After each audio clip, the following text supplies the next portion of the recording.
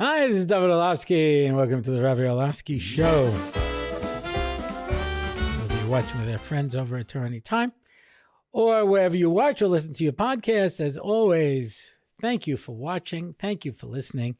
Thank you for being part of the Rabbi Orlofsky community. And don't forget to like, share, subscribe, and comment. Sponsored once again by Anonymous Hippopotamus. I'm a hippopotamus. From my top to my bottomest. We're not crazies, we just love your show. Lezecher Nishmas of Yosef ben Gedalia. Thank you again. Wow, they sponsored 2 episodes. Isn't that wonderful? Thank you. Remember, we count on our sponsors to be able to make this this work. And what can I tell you? Thank you very much. And it should be the show should have an aliyah. And for those of you who did not watch last week, and assuming that it's still no Geya, because we are getting close, tick, tick, tick, tick, tick, tick, tick, to Pesach, I mentioned that I will be going this Pesach to the Nof Kinneret, not in any official capacity, but I am going on a trial run. If I'm satisfied with my Pesach experience there, then I will make it into a Pesach program. I hope, all things going as planned. Mirz Hashem, if it's Ratzat Hashem. But anybody who this year would like to come and join us, we'll have some. We'll mach together a little bit and have some fun. So if you'd like to come and chill with the extended Orlofsky family, so. It would. I can tell you that it certainly beats doing nothing at all, and we'll use that as an inspiration, hopefully, to put together an actual program, assuming that, like I say, everything works out. But just wanted to throw that out there again. So if anyone is interested and they want to contact me, and I'll put you in contact with the right people, and have my people call your people. I love that. It makes it sound like I actually have a job or a business. But anyway, so just wanted to throw that out there too. Okay. It's amazing to me how, I'll do this in the reverse. I used to have kids in NCSY or other people who used to come and speak to me about different things, tell me them in yeshiva or in seminary or things. And they would speak to me about different inyanim and things. I'd give them advice, And years later, we'd be discussing something, and I'd say, wait a second, but I thought, and I would remind them of something that they said. And they look at me and they say, how do you know that? And I said, you told me. And they said, and you listened? I found that so fascinating because our default assumption is that when we talk, nobody is listening to us. And you read your Emily Dickinson, and I my Robert Frost, and we mark our place with bookmarkers that measure what we've lost. Like a poem poorly written, we are stanzas out of order, couplets out of rhyme, and syncopated time, lost in the dangling conversations, the superficial sighs, the borders of our lives. The whole song is about how people talk and it doesn't have any meaning.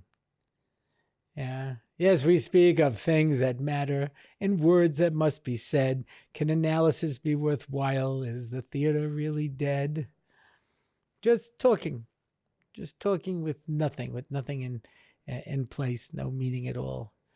Yeah, and that's part of the existentialistic philosophy that everybody's alone and no communication. That's sounds of silence. That's I am a rock. That's all these kind of Simon and Garfunkel music to kill yourself by songs. That there's nobody understands each other. Nobody communicates. Tom Lehrer, who was a professor of mathematics, wrote an introduction to one of his songs. He was introducing a song, and he says, so much of contemporary literature and films, and, music seems to be about how people can't communicate. And I feel like if you can't communicate, the least you could do is keep your mouth shut. They keep talking about how nobody's able to communicate, yeah. But so I'm usually on the receiving end of it, but I have to say every now and then I'm also amazed when people quote me back verbatim things that I've said on this show or in other shiurim that they've basically committed to memory. I'm very surprised when this happens to me, even though I've been talking for hundreds of hours on this show. I'm still surprised when somebody will come back and say, "Yeah, I remember you said this or you said that," and I don't always remember what I say.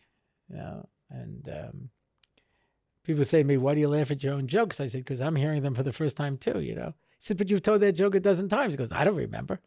I don't listen when I talk."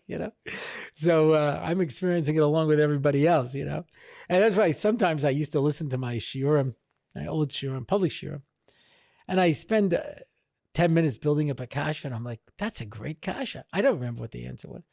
And then I hear the answer. I was like, "Wow, that's great. How did I think of that?" I mention this because apparently I've mentioned more than once on the podcast that I very often walk into the podcast and I don't know what to talk about. Should I talk about this? Should I talk about that? So people submit questions and the questions and answers, but that's, of course, every now and then I'll make an entire podcast out of it, but not usually. But I received a poignant email recently that said, "Rabbi Orlofsky, you mentioned that you're looking for things to talk about. I've got something very important that I wish you could talk about, and that's my kids getting bullied in school, and how come nobody cares?" Wow. Now this hit home because the difference between sympathy and empathy is that sympathy, you sympathize with people who are going through a hard time, even though you may not be able to relate to it. Empathy is where you are feeling the person's pain because you understand it. Not just, I feel bad that you're going through this, but I'm going through it too. When I lost my father, my approach to paying a shiva call changed dramatically. Now, sometimes I go and there's a lot of people there and, I nod towards the person, they nod towards me and go back to their conversation. And so that's a very easy shiva call. Sometimes I go and the person asks me to please move up and actually talk about the person because they knew that I knew them or I know the person who's going through this, etc. And they want the chizik. They want the chizik that comes with it, And I remember when somebody lost their father, I would always say, "Welcome to the club." Because when you lose your father, it puts you in a different stage. And the way I used to describe it was, Kolzman that you have a father, you can be a kid. And once you lose the father, you become the father. I'm sure I described this scene. My father passed away on Shabbos, and the Levaya was on Sunday. And so the last day of the Shiva was Shabbos. So, of course, it's only part of the day. But that Shabbos was a bar mitzvah of one of my nephews. And my mother said to me, I'm not up to going to a bar mitzvah. I just can't go. When my father died, a part of her died. It was, she couldn't handle it. I said, "I'll stay with you, Mom." Now, my father was old school. Yeah. You know how there's a din, you're not supposed to sit on your father's seat, and father can be moich on his covet. They weren't talking about my dad. He was never moich on his covet. You never sat in my father's seat, and there were only 2 bathrooms in the house. One of them was in my parents' bedroom. You had to be in serious situation to use that. That was my father's bathroom. You don't go in there. But the way you spoke to my father, the way you behaved with my father, it was, there was a way to it. He took his covet very seriously, and that Shabbos, week after my father passed away, so my mother sets up my father's Shabbos board and Kiddush cup like she did every Shabbos, and in my father's seat, and she says, "Make Kiddush for me." I had never sat in my father's seat. This was an amazing situation, and I'm sitting in my father's seat, using my father's Kiddush cup, my father's, challah board. Never in my life.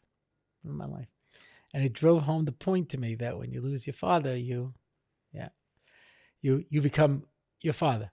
You have to now take that role. And who will be the Zaidi of our children? Who will be their Zaidi if not me? Yeah. So it's a different thing. So before that time, when you go and you pay a shiva call, I remember when I was saying shiva for my father, somebody came and they said, "So tell me something about your father." They must have had like the little, make a shiva call handbook. Ask them to say something about their father. So, but when you're part of the experience, it's a different story. The story with Rav Gusman. He had his yeshiva in Shari Chesed, and there was this, I think it was a professor, who used to come to his shir, and his son was in the Yom Kippur War, and his plane got shot down. Now, there's a sense of protocol. You don't go right away to the house of Shiva. That's only for like very, very close people. Otherwise, you wait a couple of days. When he came back from the Levaya, just lost his son, the pilot, and the Israeli Air Force got shot down and killed. So he sits down on the floor, a broken man, and Rav Gusman sits down on the floor next to him. And he says, "Rabbi, please, I just buried my son. I'm not ready to hear anything." And he says, "I just wanted to tell you that I'm jealous of you." He says, "You're jealous of me? I lost a son." He says, "I also lost a son. Nazis killed him. He took him out of my arms, shot him, and gave him back to me. I was holding my dead son in my arms. And I don't know where he's buried. And I don't know why he was killed." He says, "But you know why your son died. He was defending the Jewish people. And you know where your son is. He's in the highest levels of Shemayim for dying as Kiddush Hashem, for defending God's people.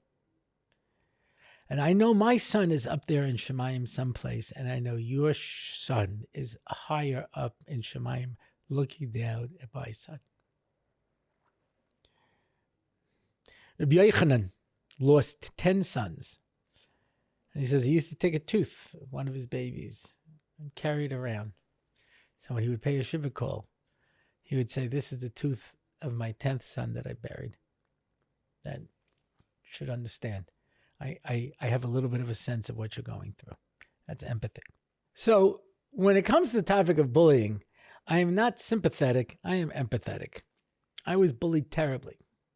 I was nebuch as a kid.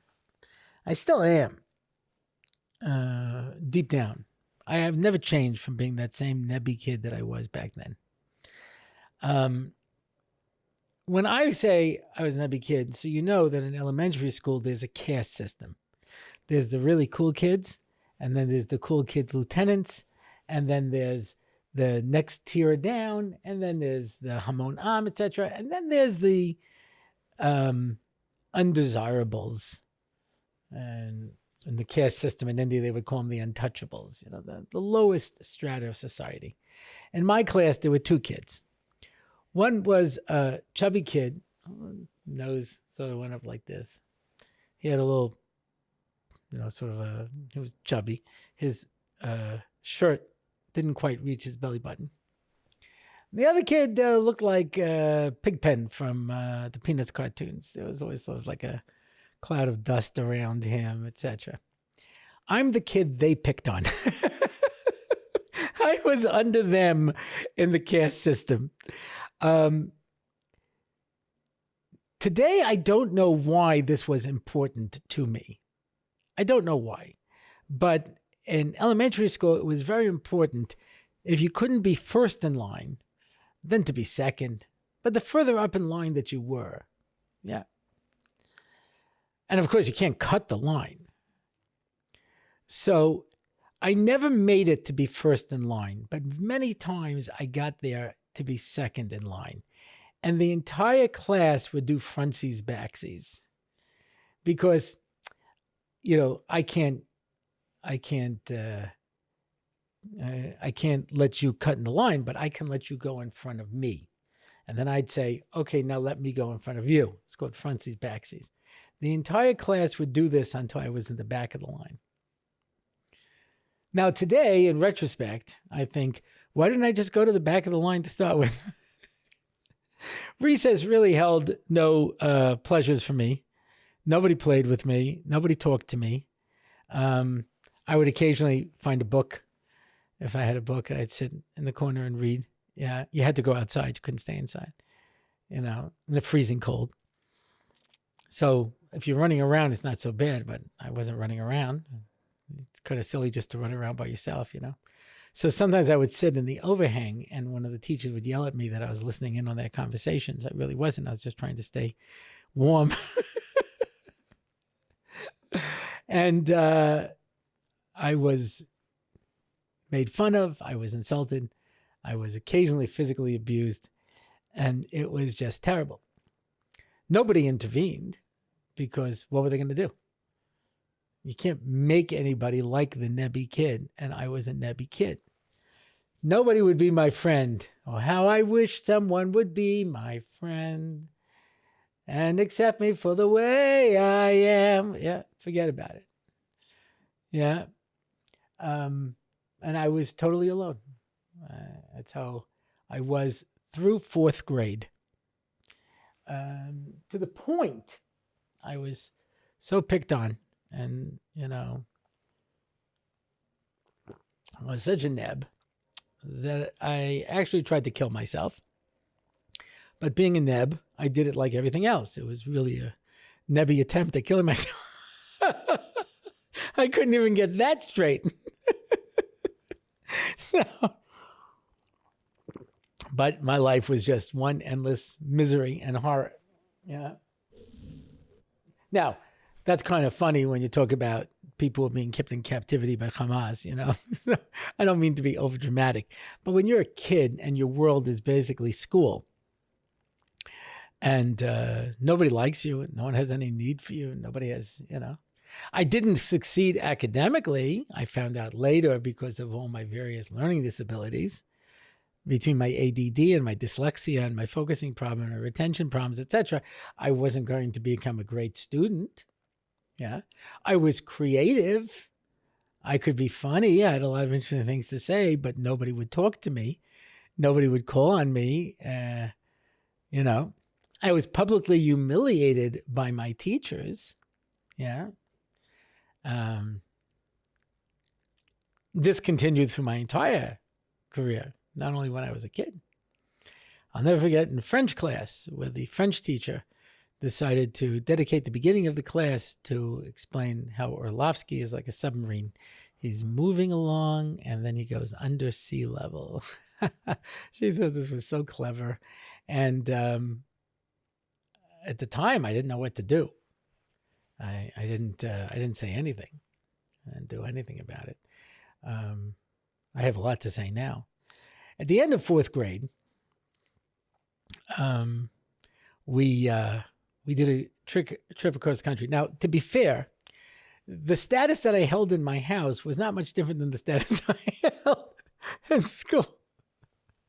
Nobody in my family had any particular use for me. Nobody really wanted to talk to me or have anything to do with me. I was just nothing, just a nothing. So one summer at the end of fourth grade, my parents took us on a trip across the country. Now, one of the advantages of having ADD is that you're very easy for you to escape into a fantasy world, which is where I lived. I lived in a world of make-believe, and I created, superheroes out of my fingers. I sometimes play little fights with them, etc.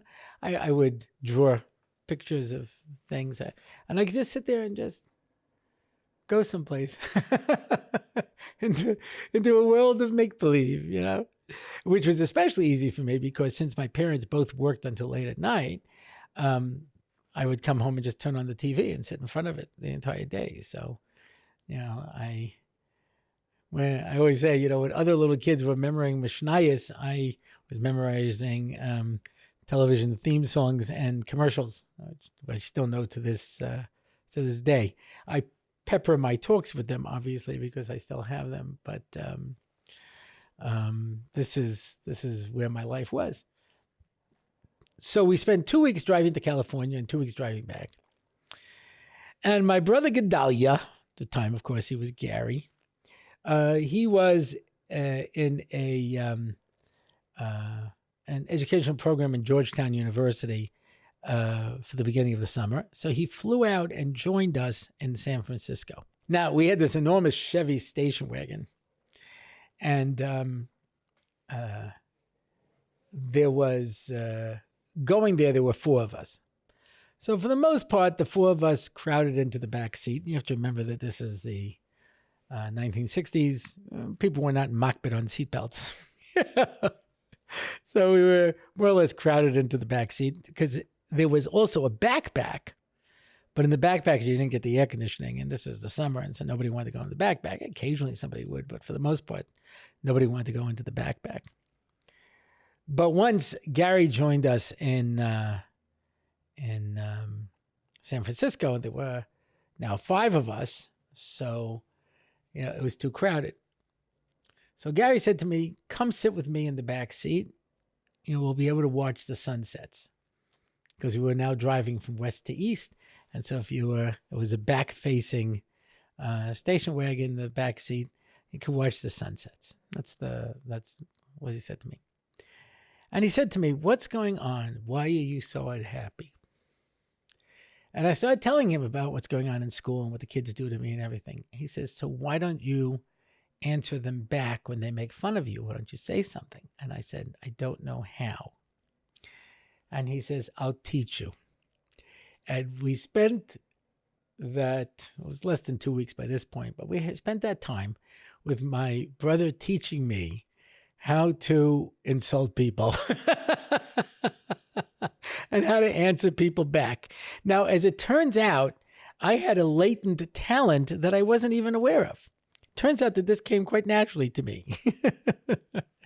And I slowly learned how to, say something back just as sarcastic and just as insulting and more clever than the things they were saying to me.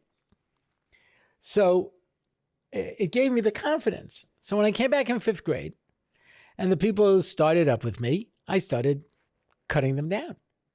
And they were like, "Whoa, what's going on over here?" So more of them would come. Baruch Hashem, it didn't turn to physical violence because I really wouldn't be able to handle physical violence. He didn't teach me self-defense techniques, But I would show this acerbic wit. Yeah, I think the term they use is rapier-like wit that I had to be able to defend myself and stand up for myself. And we reached a detente. People left me alone. And slowly, some people started to realize, hey, maybe this kid has something to offer. And I started to raise my social standing a little bit. Yeah. And this continued 5th and 6th grade. Academically, I wasn't doing any better, but at least, I was becoming less of a social pariah. In 7th grade, I finally realized, this was again the 60s, end of the 60s, early 70s, And I suddenly realized that I could become antisocial behavior, and that would really help. So I grew my hair and I wouldn't get a haircut. I got myself bell bottoms. I think I had beads. Might have gotten beads.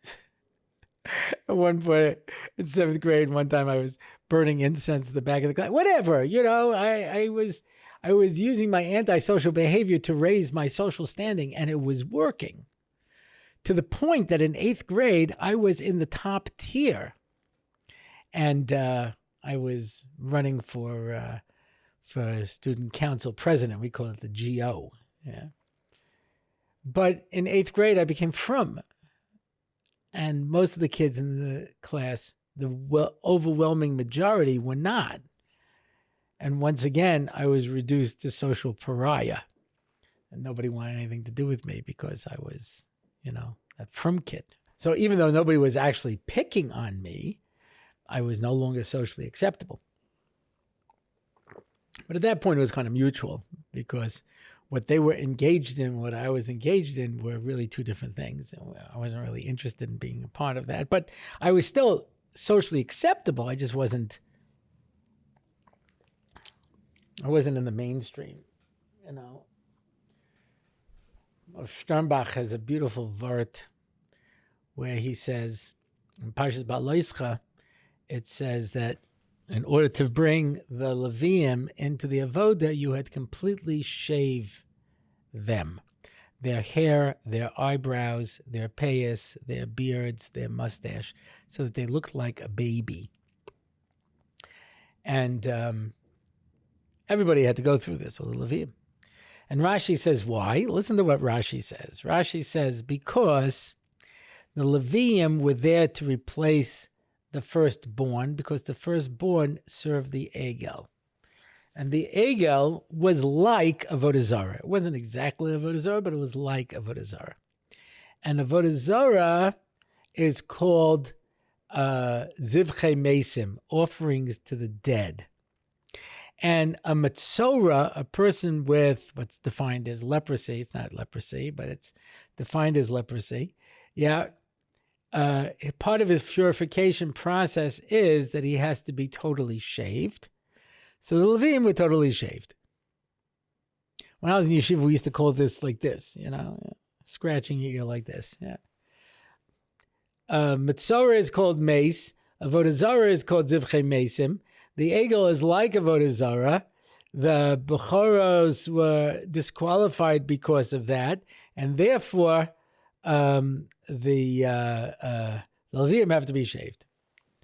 So this is Sternbach. Rashi doesn't really seem like a really direct connection if you think about it. And he says, because Rashi is trying to give us a concept. The concept is, forget about how you get there. Forget about the whole equation. The Leviim shave their heads and all of their hair like a Metzora. Why does a Metzora have to shave his entire head? Because if you ever see somebody who looks like an eggshell, it looks unusual. It draws your attention, and everybody stares at them. This makes the Metzora very uncomfortable. Nobody likes to be stared at. Yeah. When I was learning Koilos one time, I had a chavrusa who was a Chasidisha. And I said to him once, why don't you this, or why don't you get that? I forgot what it was. He goes, I don't like to stand out. I said, you're dressed in clothes from the 1700s. You already stand out. But nobody wants to stand out, He says, but why did he get saras? Because he spoke Lashon Hara. When you speak Lashon Hara about people, so then everybody's whispering about them. Oh, you see over there? And they don't know why. They just know that they're being treated sort of like a pariah. They're being treated strange. And no one knows why. Yeah. So now let's see how you like the treatment. So So Sternbach says the Levium are being chosen for a position of leadership. If you want that position, then you have to understand you're not going to play to the crowd. You're not going to be what's considered socially acceptable. You're going to go against the grain, and you have to be the one to stand up and say, this is wrong, Rabbi Isai. And that was often my role. My class, we were the second high school graduating class, and we didn't have a yearbook. It was a 3-year high school when I was there, Hank. So you were graduating after 11th grade. So my class on their own decided to make their own yearbook without really any input from the staff. And at one point, I saw that they were including this picture of a bunch of people during lunchtime, a bunch of the students who went down to the local Jack in the Box. If you're not familiar with that, it's like a McDonald's. And they all took their picture in front of the Jack in the Box holding their meals. And I said, I'm not prepared to be in a yearbook with a bunch of people eating treif. I don't want my grandchildren to see that. So I said, erase me from this book. I don't want to be part of it. And they said, okay. Now, somehow at some point, my actions got to the attention of the administration, and they suddenly found out about this whole yearbook thing, and they made them take it out. It's interesting. On the little square where that picture was, instead, there's a little drawing of this worker nailing boards onto a doorway where it says censored. And in the corner, there's a little Jack in the Box. But as you can imagine, this did not do anything to increase my popularity. I didn't care because, I was prepared to say that. Our English class was going to, I think they were going to Stratford-on-Avon, I don't remember exactly, to watch a Shakespearean production. And the teacher, who was not religious, Jewish but not religious, she says, we're going on a class trip, and I don't want anyone telling anybody what to do. Yeah? I'm not there to supervise what people are buying, what people are eating. We're not in school. And if you feel like you can't keep, your opinions to yourself, don't come on this trip. So it was me and one other frum kid, and we look at each other and we're like, okay. And we did not go on the trip. We didn't go to the Shakespearean production. And everybody bought treif or did whatever they did. So the two of us sat in the library and we learned that day instead of going on the trip. And Findel came in and said, you didn't go on the trip? And I said, no. And he says, why? I said, because I was not invited. Because the teacher knew that if I saw somebody buying treif, I would say to them, you're part of a yeshiva, you're not supposed to be buying treif. And the teacher did not want me doing that. And so therefore, they told me not to come. Well, the fallout that the teacher got afterwards for this decision and this policy did not help her position in the school. And she got taken to task. And she was very upset with me. But I said what had to be said. And I didn't care because I was the weirdo. I was the kid who anyway was being made fun of and being insulted and on the outs. And I was prepared to take the position that other people would not take. I made the mistake of trying to become socially acceptable at the very end of the year when I should have just said, I want no part of you. Yeah. When the two malachim come to turn, your class upside down and drop the fire and brimstone, I want to be led out by the angel. But at the very end of the year, they said, look, we're having, they sent a couple of the nicer kids, say, listen, the whole class is coming together. We're going to have an end of the year, party. Please come at least one last time. We'll never see each other again, but at least one last time, let's let the class be together. And I let down my guard. And I said, okay. And they took us to the Cafe Baba. The Cafe Baba was doing a particular kufa in the early 70s where there were these Israeli nightclubs where it was under the OU. The food was kosher, but it was harg val yavor to go to the actual club to eat it because there was mamish isuri d'oraisa going on. Yeah. Now, I didn't know this. The party was in the Cafe Baba. And I go to the Cafe Baba, and I'm sitting at a table, maybe another kid, and this woman singer comes out. Now, I was just out of 11th grade. I was 16 years old. If it was today, I would have just picked myself and pushed my way through the crowd out the door. But I was still a little embarrassed. Yeah. So she's dressed in a way that Ruach HaChamim lo noicha boy is the expression that Chazal use. The sages would not have been happy with her presentation. And she sings a song. And then she says, is there anybody here who's Polish? And the kids in the class helpfully say, Orlofsky. And she comes up to me and sings a Polish love song. And something inside of me died that day. And I learned my lesson. Be Shevet Levi. Don't mind if everybody stares at you and says, weirdo. Yeah? You be true to yourself. Postscript to this story. 10 years later, they had a 10-year reunion. And they were making a big barbecue on a Sunday at somebody's house. And I was married at that point with a kid. Well, probably a couple of kids already. Yeah. And again, the same couple of nice kids called me up and asked if I would come to the reunion. And I said, thank you very much. I have a previous engagement. And in fact, my friend Itchy Lowenbrown, Olav Shalom, was being honored at a dinner in Baltimore. And I said to my wife, we're going down to Baltimore to the dinner instead. Took an Amtrak train down with whoever was the baby and gave my other kids to my in-laws. Went down to the dinner. When I came back, this one other frum kid in the class who also fell for the trick a second time says to me, boy, were you smart not to come. Yeah, all the stuff was like questionable conscious. They were blasting rock music. Nobody was dressed. It was just, the whole thing was a disaster. And I said, there's an old expression, fool me once, shame you on you. Fool me twice, shame on me. I made that mistake one time. So I'm sharing with you the hindsight of my bullying experience because it made me the iconoclast that I am to this day.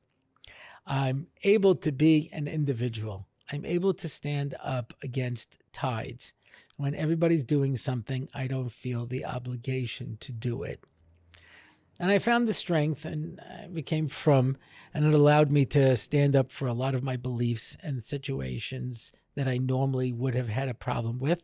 And I stayed strong because I was not the cool kid in the class. I was not socially acceptable. And I realized in retrospect that had I been a cool kid still when I became frum, I probably would have given it up just to be part of the in crowd. Now, obviously, this is an inexact example for a kid who's a frum kid in a frum school already. A lot of this does not apply. But the bullying does. People pick on people. People make nasty comments. Where's the Rebbe? Where's the Morah? And can I tell you from my own children's experience that sometimes they participate in the bullying? And I've seen it myself. And my kids come home in tears. Not just because of what kids said, but because of what the teacher said. That's vicious. So what do you do? So the first thing you try to do is talk to the teacher. See if that helps. If that doesn't help, then speak to the principal. See if that helps. And if that doesn't help, get your kid out of that school. I survived that kind of a situation, but not every kid does. To be able to be subjected to that kind of abuse. And sometimes it's physical abuse. Sometimes you see kids, and this is just absolute evil. Sometimes a kid will pick on another kid and the kid will fight back and both get punished. I don't know who's responsible here. I'm sending you both home, etc. But this kid is the victim. Why are you victimizing the victim? Why is that okay?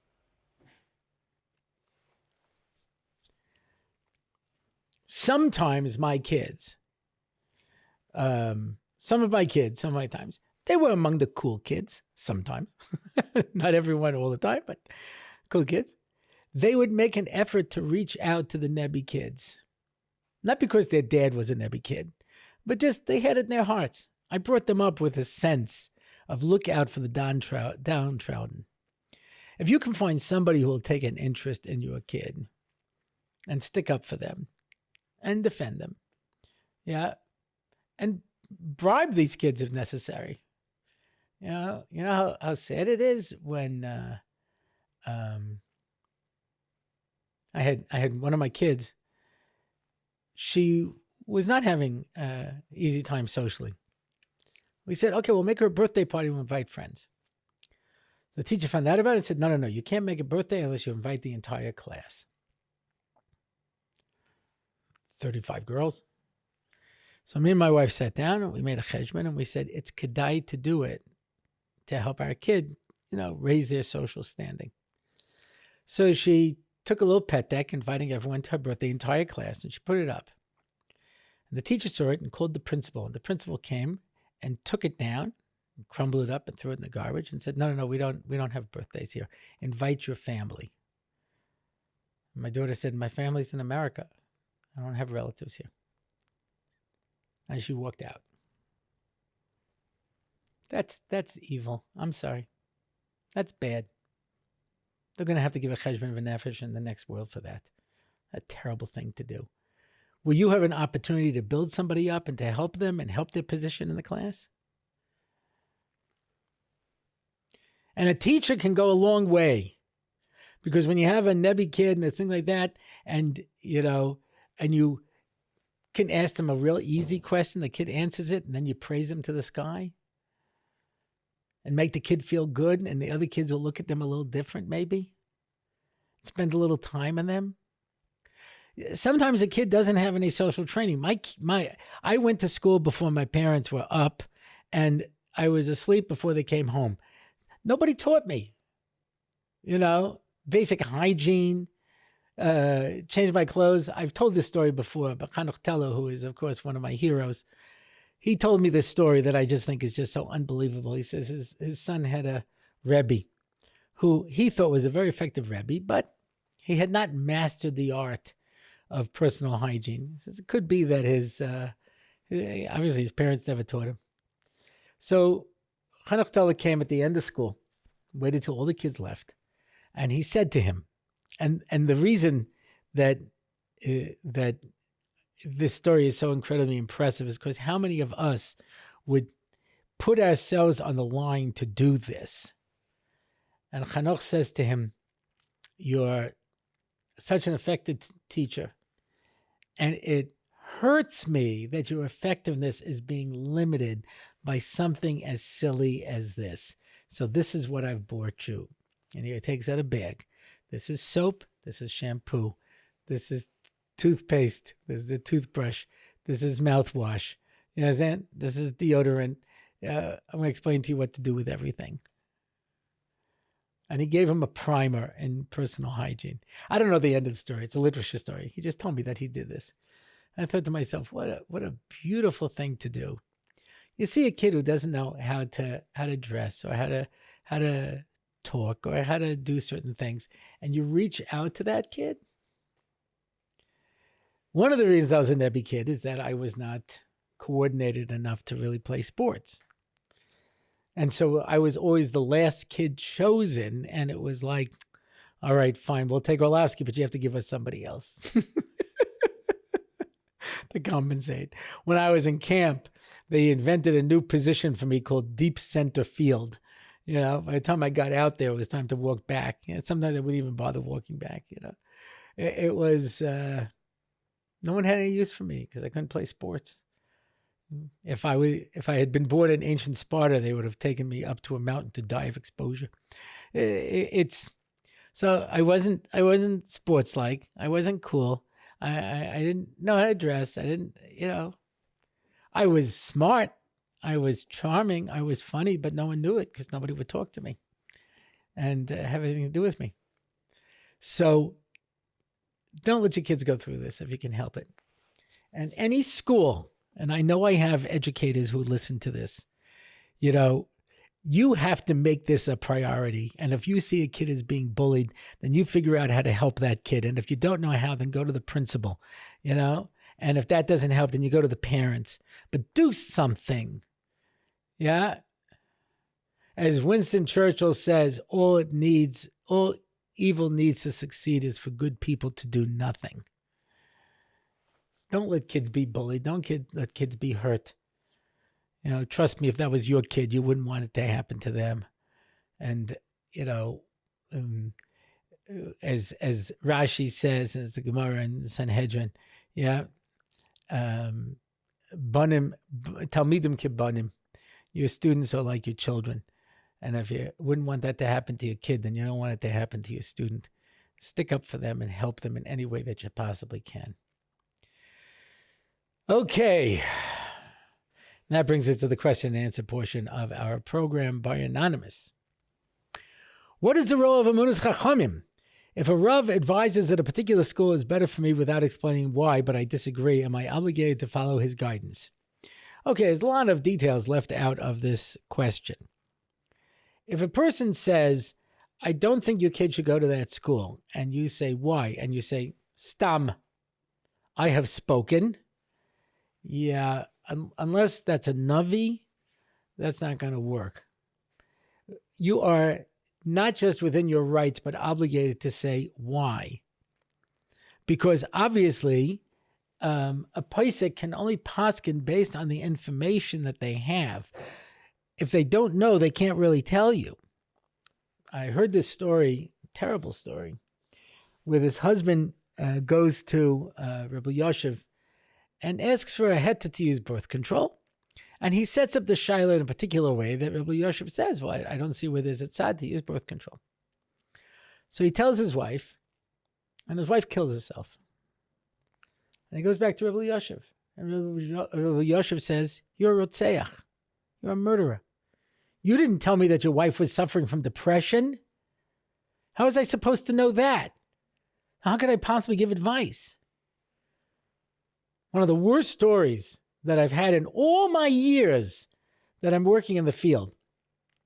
I was in America with my family, and we had a whole day planned. And my good friend Pesach Kron, should have a refuah shlema, calls me up and says, listen, this woman said that her son is having hashkafa issues. That's not really my field. Would you mind coming down and speaking to the kid? I said, well, we're on vacation right now. He says, well, ask your wife. And I asked my wife, and she says, well, I'm going to be stuck here with my parents with all the kids in this very small house. I said, listen, I can't say no to Pesach Kron if I can go and help this kid. So I go, and I'm meeting with this kid. And the kid's extremely negative. And he's saying, what's the point of life? Why should I do this? Why should I And I'm trying to explain to him the Mesilas Yesharim, why we're created, why we're in this world. And he just keeps going, what? What's the point of that? Why should I just kill myself? So I said, I kept trying to deal with this from a hashkafic point of view, and finally I said, don't you understand? If you don't think that life has any purpose, etc., then why don't you just kill yourself? Life has no meaning, I said, but even in the secular world, they understand that a person wants to kill themselves has a mental issue. Then you need to see a psychiatrist. And he says, I'm being treated for depression.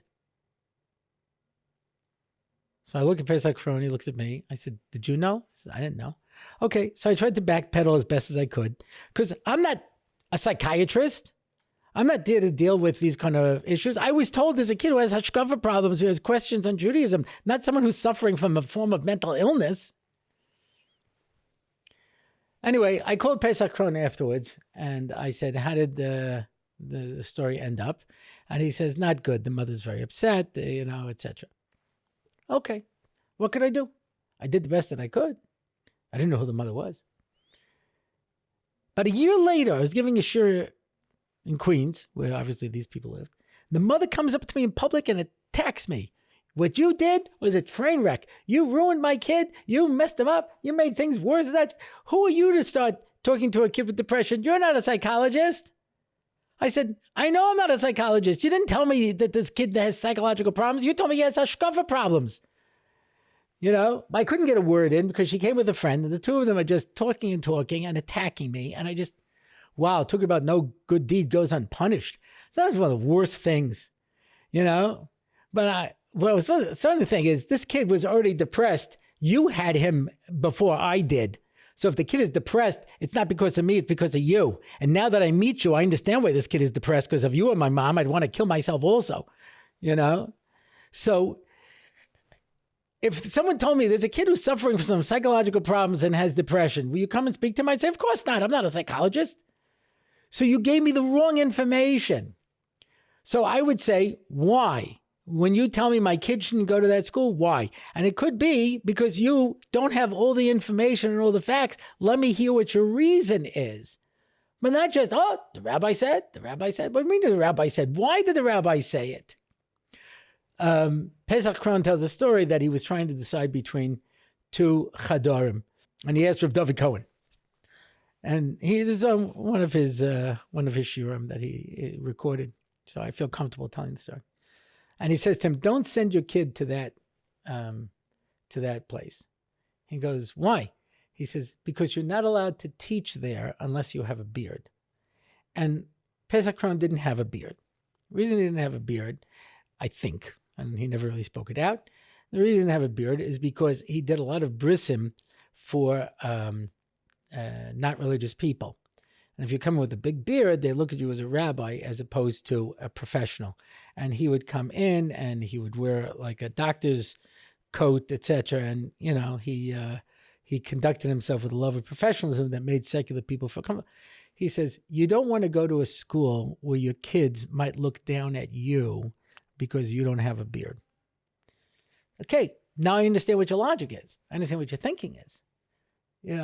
So of course, it's not only okay to ask the rabbi why, I would say it's an obligation, because it could be the rabbi doesn't have all the information in order to paskin the shaila. And yes, of course, you can ask them why.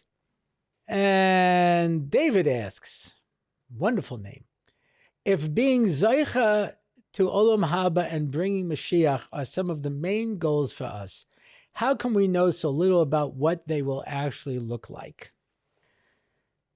That's a good question. Part of it is because there are so many different ways it can work out.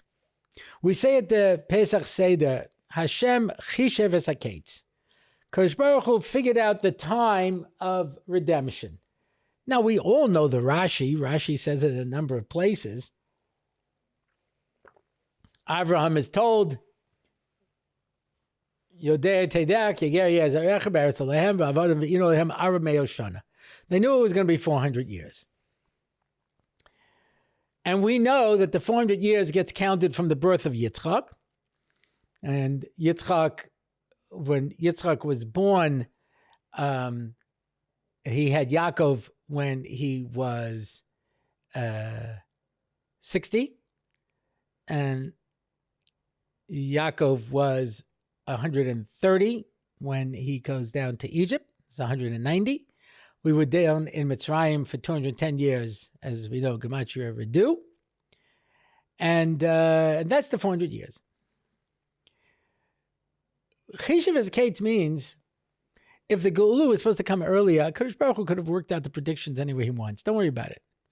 How the numbers will work out, he's fine with numbers. He can make the Kates. And that's why when it says 430 years, Rashi says, well, going back to the bris mitzvah of Sarim, which means there's a lot of different ways of being able to count it.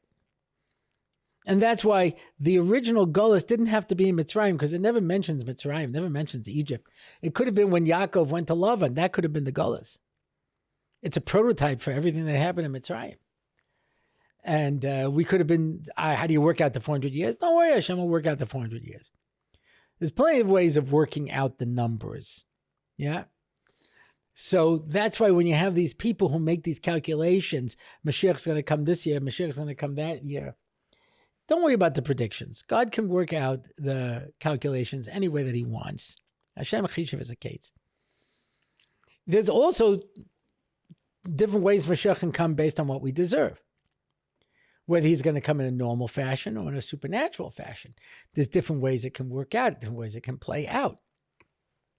So to specify this is what it's going to be is this is how Mashiach is going to come and this is how it's going to work out. I think the most important chazal when it comes to this is it says Mashiach is only going to come behesach hadas, when you're not looking for him. Yeah.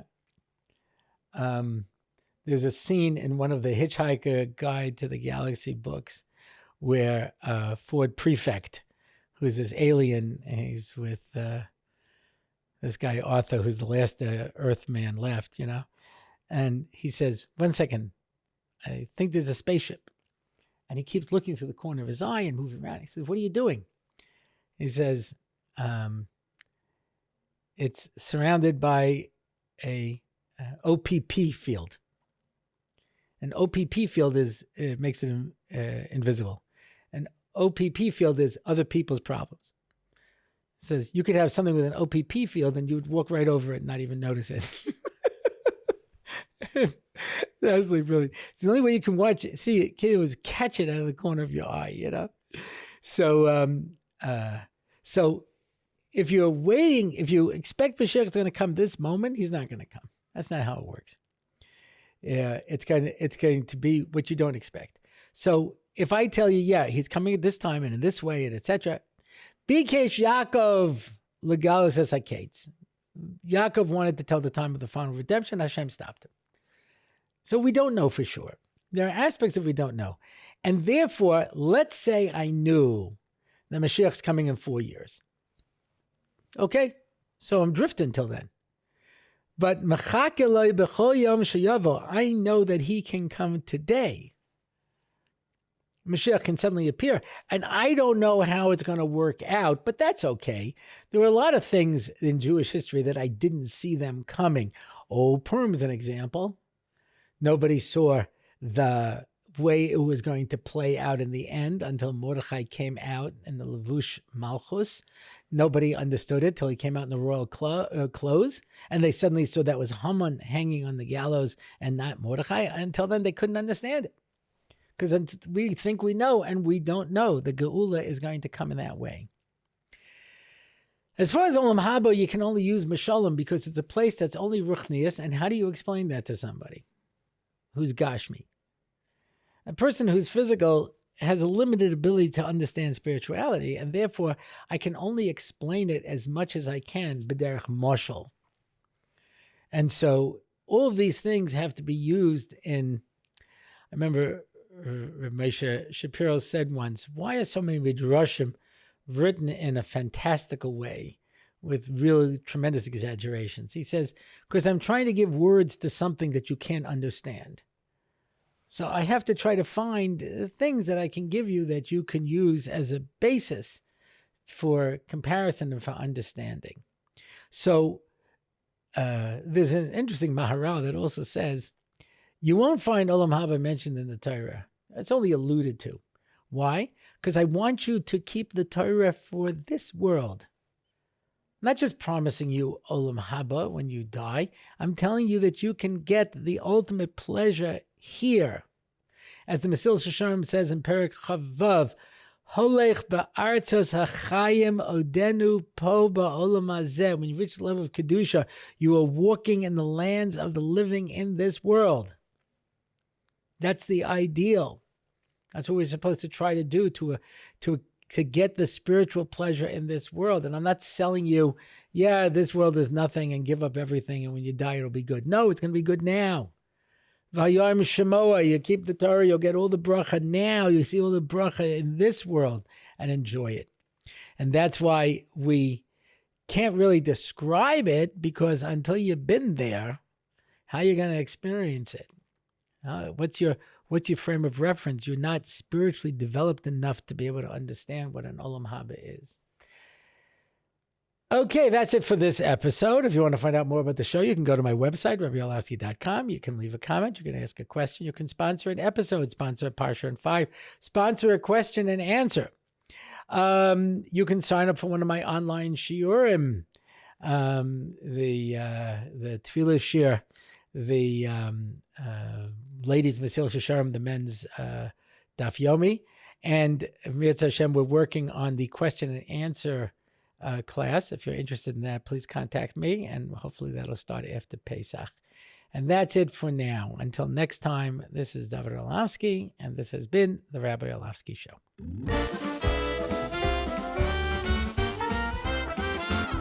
It's the Rabbi Orlofsky Show. Torah and Simcha, ready to go. It's the Rabbi Orlofsky Show. Knowledge and wisdom will help you grow. Lots of fun in every episode, and we don't have to rhyme. No, we don't. It's the Rabbi Orlofsky Show on RabbiOrlofsky.com. Torah anytime, YouTube and more. It's the Rabbi Orlofsky Show. Torah and Simcha, ready to go. It's the Rabbi Orlofsky Show. Till next time, till we meet again. It's the Rabbi Orlofsky Show. It's the Rabbi Orlofsky Show. It's the Rabbi Orlofsky Show.